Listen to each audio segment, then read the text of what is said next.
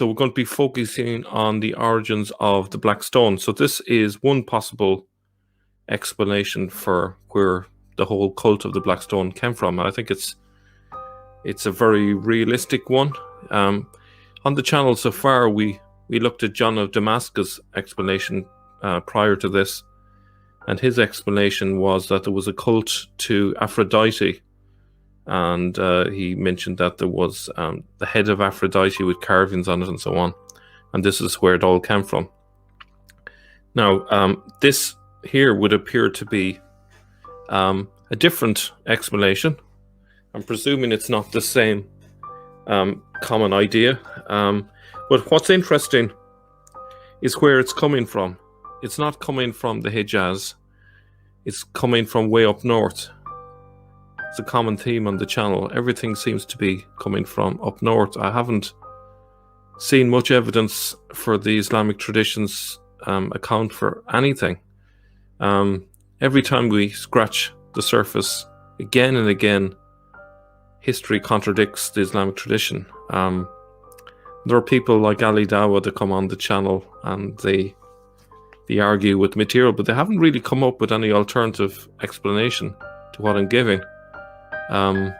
Some people come on and they just say, well, we're misinterpreting the facts and things like that. But it's interesting, no matter what we look at, and this is not through manipulation, it's just a fact of reality that every time we look at some piece of evidence, it always seems to point way up north. So this is a case in point. Now, you'll see here, there's an image. This is on a blog post. I'm going to share the link with you later after the live stream is over, so you can have a look at the blog post. It's a very good one. It's from 2015. And yeah, so you see here the image of a coin. I'll try that again. Elagbalus Aureus Sol Invictus. Now, what's of interest in particular is the fact that we have a group of horses here, and what they're carrying is a large stone, which is referred to as a black stone in the historical record. That's interesting. So it's depicted as being so large that it needs a group of horses to carry it. So that's interesting. Obviously, that doesn't match with what we have in the Kaaba, but there is a story that the original black stone was broken up. Now, what is actually currently in the Kaaba, anyone knows. For all we know, it could be anything that's there. But for what it's worth, it's pulled towards the black stone in the Kaaba. We'll leave aside the questions of theology and why they would have a cult towards a rock, which sounds to me very much like a pagan action, a pagan ritual. Why would you have that in a monotheistic religion? There's obviously a strong history behind this black stone for it to be so strong that the Judeo-Christian heritage, which Islam claims to draw from, didn't seem to be strong enough to get rid of that pagan ritual. Not to say that all Muslims practice the ritual of visiting this black stone and kissing it and fondling it and all the rest of it. There are some Muslims who obviously view this as a weird and pagan custom that they don't want to take part in. Some Muslims have defended it and said that they have reinterpreted it and given it a new meaning. But it's hard to get away from its pagan origins. But in any case, this is one possible explanation to its origin. And it's in terms of the details, because it obviously, this particular black stone had such a significant place in history. It was revered by the Romans, very important to the Syrians. It's it would make sense for this to be the origin of the black stone, because big effects need big causes, and this would be the big cause to lead to a rock cult which seems to have very strong roots in the history of that people. And the location that's of importance is Emesa. Now, where is Emesa? Emesa is a location which would be modern day Homs, but it's essentially, if you were to look at a map of Damascus and you were to travel, say, northeastwards from Damascus, that's where it's located. If you were to go to Palmyra and head westwards, you would also get to Emesa. So if you imagine, go northeast from Damascus, go west from Palmyra, and where the two lines meet, there's Emesa. So significant location. If we think about what we spoke about up to now in terms of northern Iraq and Iyas, Ibn Kapisa and so on, we know that northern Iraq would be east of Emesa, not a million miles away, across the desert. So it's, again, up there in the north, first off. So it fits in with the overall schema that we've been looking at. And if this is the candidate for the black stone, it definitely supports the idea that, again, that Islam began way up north and didn't begin way down in the Hijaz. There's so little to support the fairy tale of Hijaz. So the reverse of the imperial coin depicts horses pulling a wagon on which there is the sacred black stone from the temple of god Elagabalus in Emesa, modern Homs in Syria.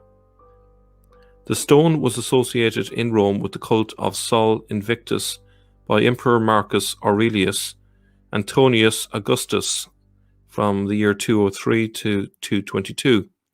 After his death, he is commonly known as Caesar Elagabalus. I'll see how difficult I have with pronunciation. After his death, he is commonly known as Caesar Elagabalus, according to his favorite god. The name is the Latinized form of the Syrian Ilah ha-Gabal, which derives from Ilah, God, and Gabal, mountain. Compare this with Arabic, which is Jabal, resulting in the god of the mountain. So now it is called the god of the mountain. Okay. The Emesian manifestation of the deity. Okay. The post goes on. An excellent Wikipedia article tells about this stone and the cult of Elagabalus. The cult statue was brought to Rome by the Emperor Markus Aurelius Antonius, who before his accession was the hereditary high priest at Emesa, and is commonly called Elagabalus after the deity. The Syrian deity was assimilated with the Roman sun god known as Sol Invictus, the undefeated sun. A temple called the Elagabalum,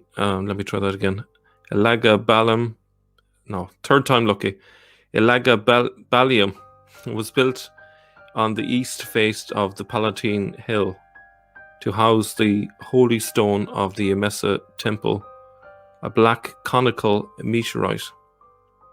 So if you imagine a large cone-shaped rock is what it was, okay?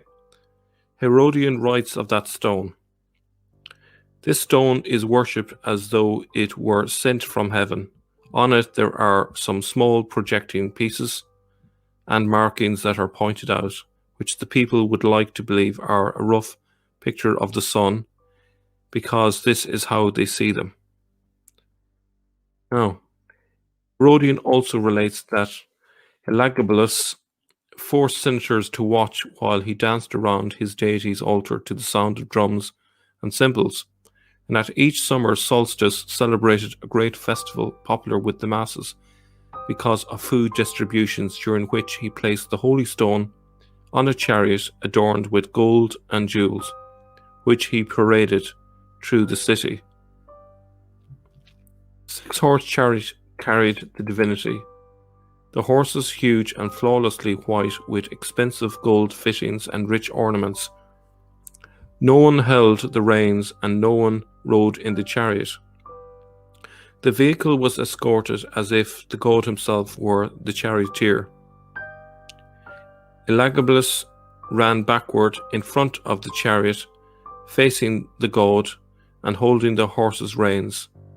He made the whole journey in this reverse fashion, looking up into the face of his god.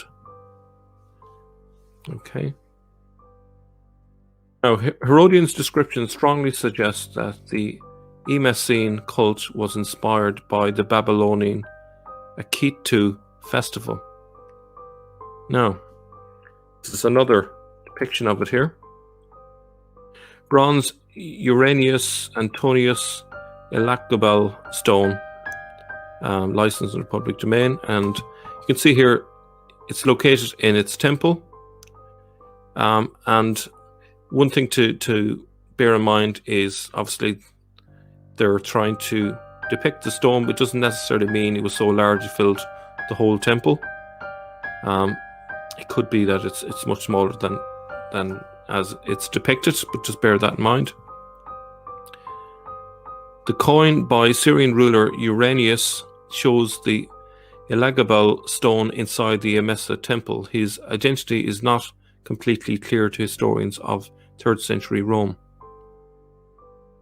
The emperor also tried to bring about a union of Roman and Syrian religion under the supremacy of his deity, which he placed even above Jupiter, and to which he assigned either Astarte, Minerva, or Urania, or some combination of the three as wife. Just want to say in passing, in terms of the importance of Syria, at one time, Antioch was the most important city in the Roman Empire. It's easy to forget. Obviously, Rome was important in Byzantium, but for a while, Antioch took over, and it's likely, I'll have to double check, but it's likely that it's during this period when they ruled from Antioch that this Syrian god was raised to a high status in the Roman echelon. Okay. The most sacred relics from the Roman religion transferred from their respective shrines to the Elagabalium, including the emblem of the Great Mother, the fire of Vesta, the Palladium, the shields of the Sali, and all that the Romans held sacred. He reportedly also declared that Jews, Samaritans, and Christians must transfer their rites to his temple so that it might include the mysteries of every form of worship. Okay, so that's the syncretist element, which is, I believe, the title there, syncretism. What's interesting, in Islam, you also find the same sort of syncretism that tries to put everything under the one roof. 1996 study of the Elagabal stone by Pierre Bellemare was published in SAO NASA Astrophysics Data System, titled Meteorite Sparks Occult. It identifies the stone as a meteorite. The exact origin of the Elagabalus stone remains obscure, but in historical times its destiny was closely intertwined with that of a dynasty of king priests who had been nomads, Bedouins of the desert. Does that sound familiar? Before settling down in Emesa to erect a shire to Elagabalus. Eventually the cult became famous and popular, so much that Elagabalus ended up being the chief deity of the Roman Empire under the title Deus Invictus Sol Elagabus, albeit for a short period of time between AD 218 and 222. So for a short spell, it was hugely important, but in Syria, I'm sure its importance never fully waned. Because of its apparently huge size, the meteorite would be of great interest to modern astronomers, but it is possible that 6 horses shown in the golden coin were needed to carry not only the stone, but the structures, emphasizing its holiness. Similarly, the stone shown in the Uranus coin is hardly in scale with the temple depicted, but rather a detailed image of how it looked. Huge meteorites do not usually survive intact in Earth's atmosphere and after the impact on Earth, but the largest known stone from the sky, the Hubba meteorite in Namibia, is a single piece and weighs an estimated 60 tons. In comparison of size, the black stone in Mecca, Al-Khajar Aswad, is 28 centimeters wide and 38 centimeters high, so relatively small, but tradition says it got broken up, so that might explain it. What happened to the stone? Life of Elagabalus in the Augustan history of uncertain date, possibly the 4th century, tells that after the murder of the emperor in 222, his religious edicts were reversed and the cult of Elagabalus returned to Emesa. It is possible, as P.M. Bellamere suggests, that the stone was broken by Byzantine Christians, but this is speculation in the lack of any historical or archaeological evidence about the later fate of the black stone. So Bellamere says, as for the black stone, it was quietly shipped back to Syria and reinstated in the temple of Emesa, and it was probably smashed to pieces when the temple was converted to a Christian church sometime in the 4th century. The site, now occupied by a mosque, has never been excavated. All that remains of the mysterious black stone are ancient texts of a collection of iconographic documents, mostly coins. It might have been smashed into pieces, or sensing the danger, priests of Elagabalus could have moved it somewhere to safety before Christians took over the ancient holy site of the temple. And just on that, I'll just bring back the picture of the coin. It's possible that where they might have brought the stone might have been to Petra, and then from there, at a later stage, it might have been brought down to the Hijaz, hence the whole story.